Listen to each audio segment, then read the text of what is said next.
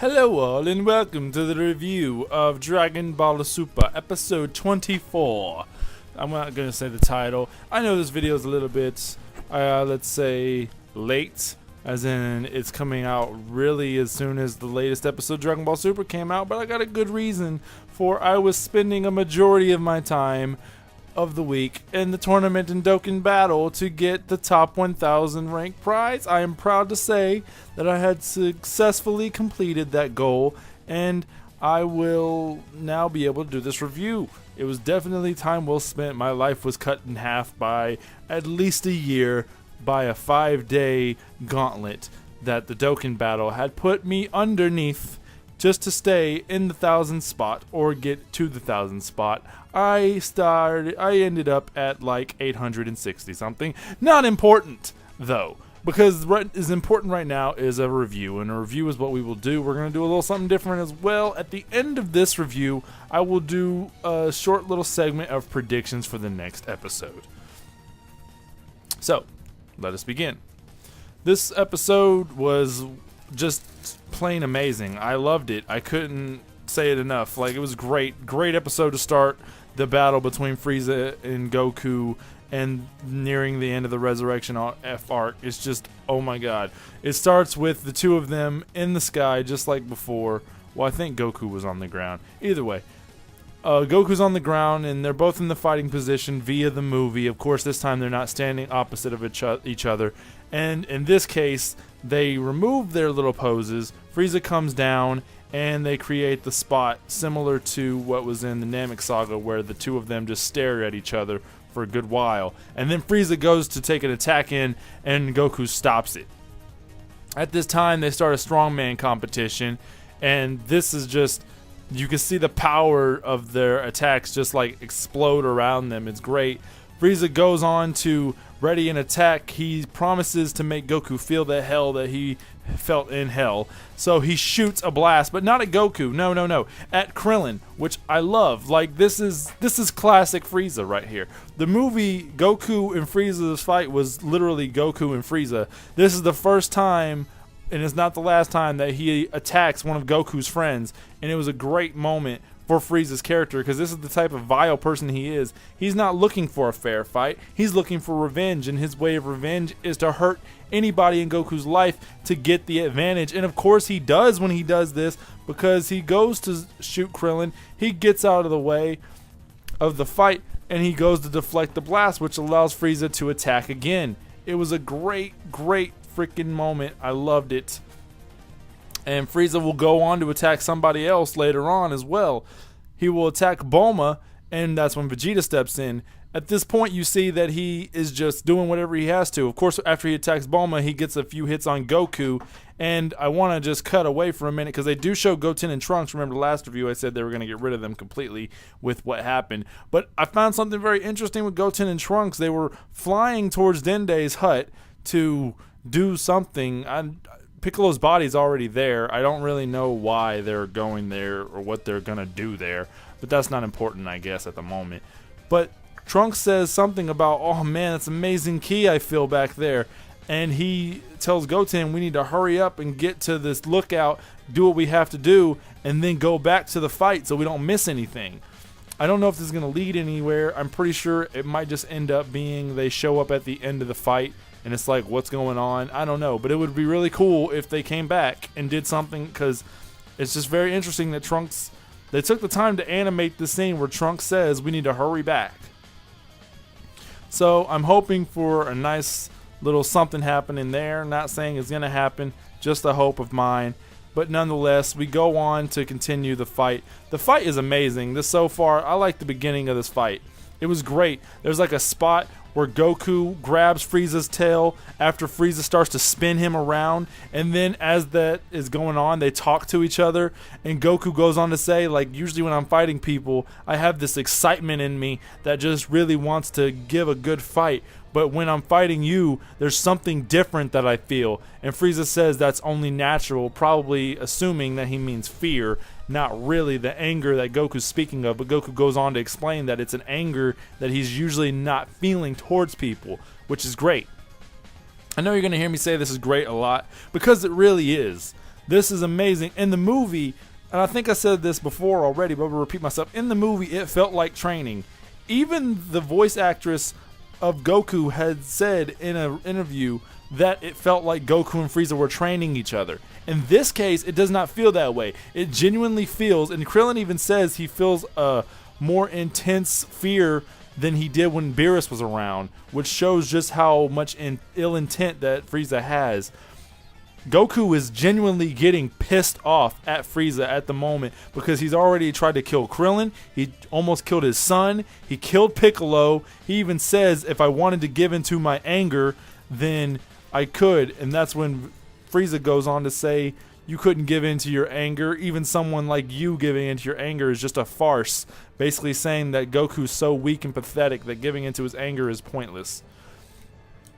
At this point, Vegeta starts to get really annoyed, and he comes up just like before in the movie, but this time it was very interesting. When he went up and he started to attack Goku, he starts to attack Goku, and the people at the bottom say that they think, well, TN is the one that says it, not anybody else. TN is saying Vegeta did originally work for Frieza. Now that he's seen how strong Frieza's gotten, he may have switched sides, where everybody's like, no, there's no way he would do that. Vegeta wouldn't do that. Bulma says that. Everybody says that. I just thought it was really interesting that Vegeta actually had everybody thinking that he turned on them. And in the movie, they didn't seem to do that. They just seemed to be like, oh gosh, what is he doing?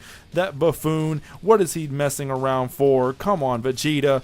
And this one, it was genuine fear in everybody's minds. You know, even Bulma had a second thought, I'm sure. Everybody was like, could this be Vegeta turning back to the dark side?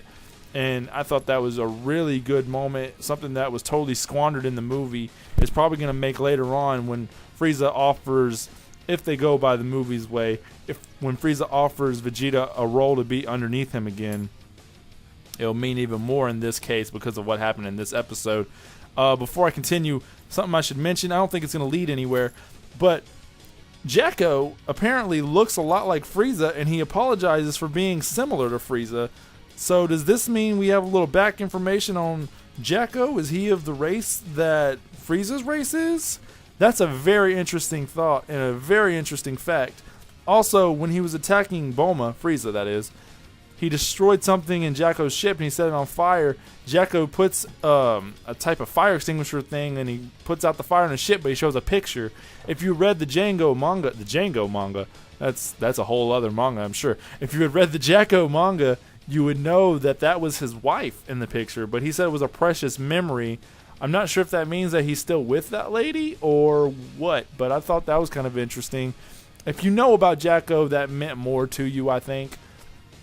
I believe Geekdom said it in one of his videos. They haven't done a good job at letting us know about Jacko, and I say Jacko on purpose, but they haven't done a good job of letting us know about Jacko very much, and I really do hope that they fix that. Maybe there'll be a little bonus episode later on in the series that explains Jacko's origins or something like that for people who don't know, or give like a synopsis of who he is, because right now there's not really much information. If you've never seen Dragon Ball Super, if you never read the Jacko manga, you're kind of really confused about who this guy is and why he's important.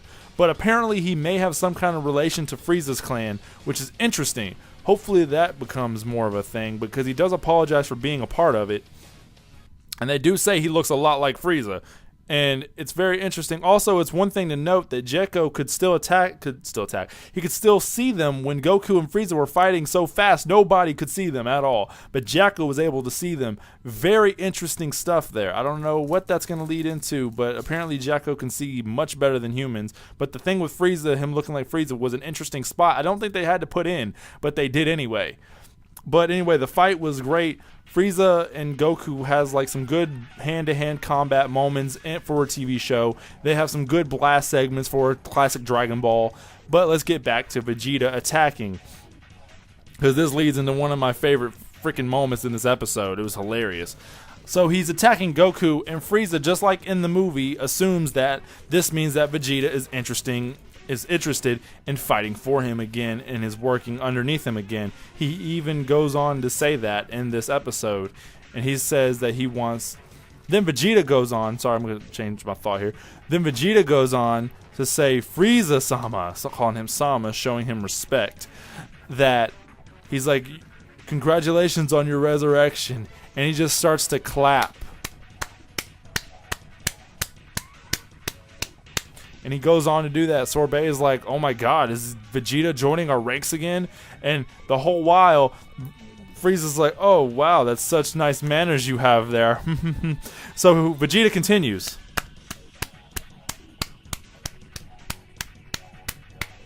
And Frieza goes on to say, okay, how long are you going to do that? Or, okay, hurry up. But Vegeta continues.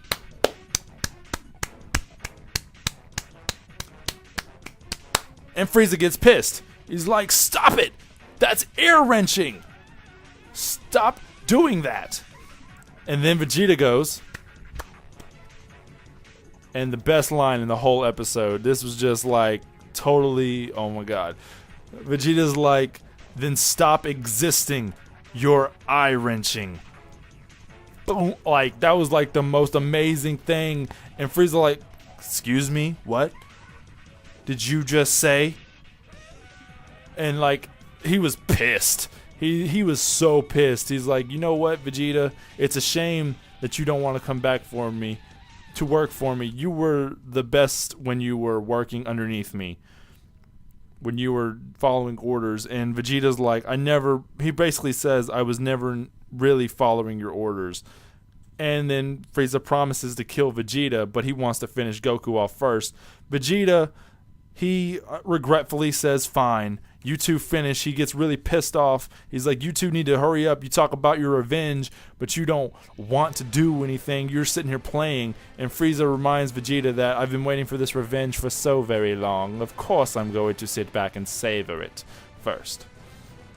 So Vegeta regretfully says, fine, I'll give you two a little bit longer, but if you take any longer, I'm butting in. I'll take on both of you if I have to. So he goes back down. This is where we go into Goku revealing his true power. He says something along the lines of saying, well, Vegeta made a good point. Maybe we should stop hiding our abilities. And he's like, you go first, Frieza. I'm sorry, Frieza's like, well, by all means, go ahead. And Goku says something about using their trump cards, which reminded me, I think he said something like that on Namek too. Can't remember. Maybe that was just in the English dub. But I remember him bringing up a trump card in the English dub as well. Oh, before that, I want to also mention Frieza went for Goku's eyes, and Goku's like stops him. He's like, "Oh, so we're going for my eyes now."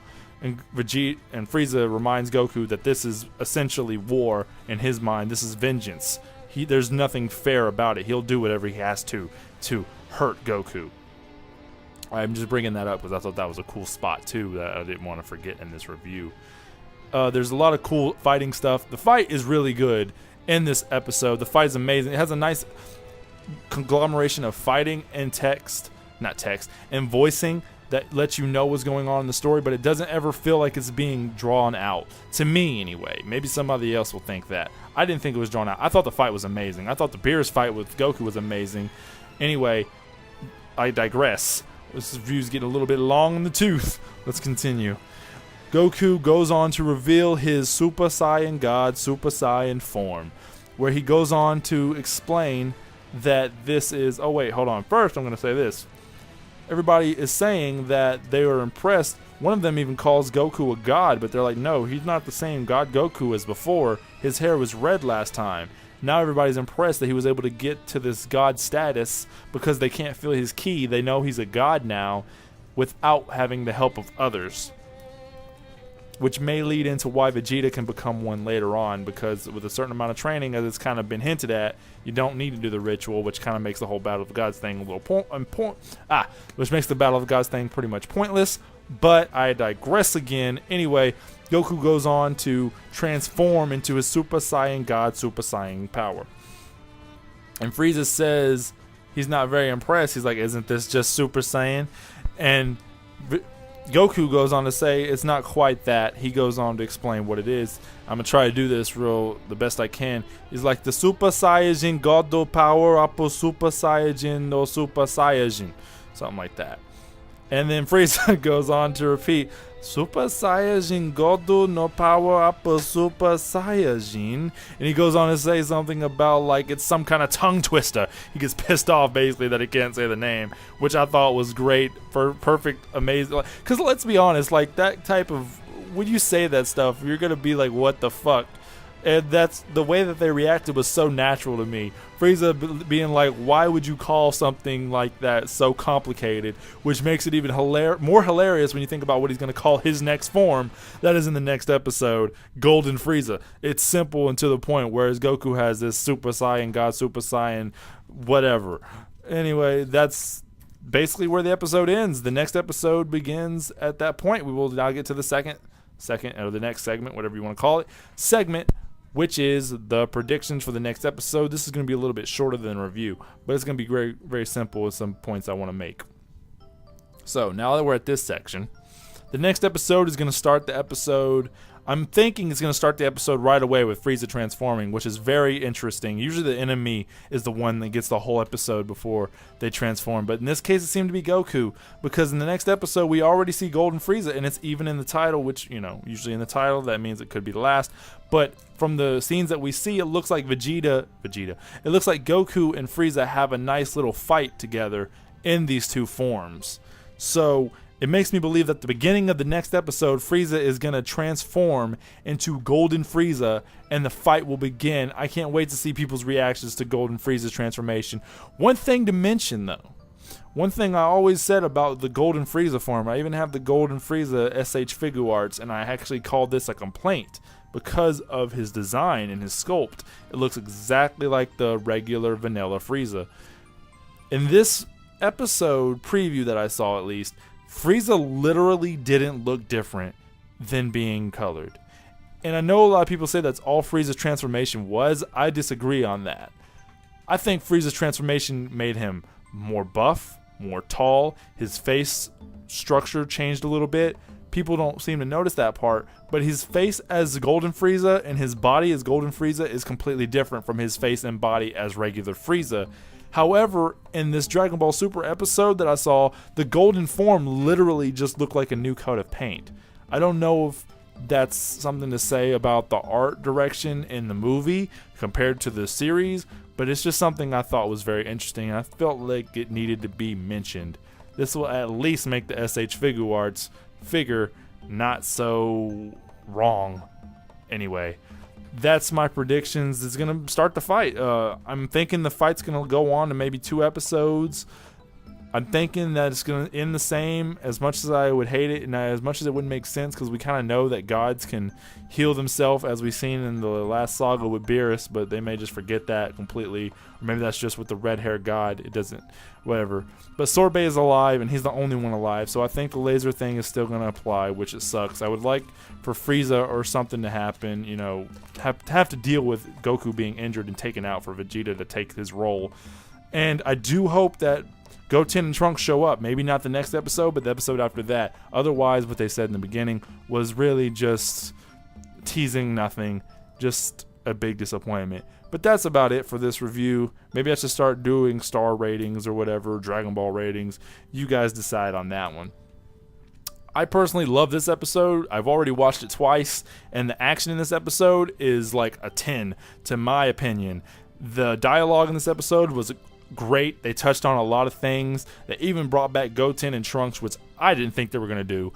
So, a 10 and 10. Also, we should mention Mr. Popo has been seen for the very first time in this new series, and he is black. I know Geekdom was doing a video with somebody, and they made a remark about Popo being blue for PC reasons. So, Popo is black. Congratulations. Anyway, that's the end of this review. Next episode, I'm going to be watching it really soon, because I'm actually doing this really late, actually on the day that Super aired. So you're probably getting the next review a lot quicker than this one. Anyway, peace out, people. I'm going to go and do a thing, probably watch the new episode. Peace again.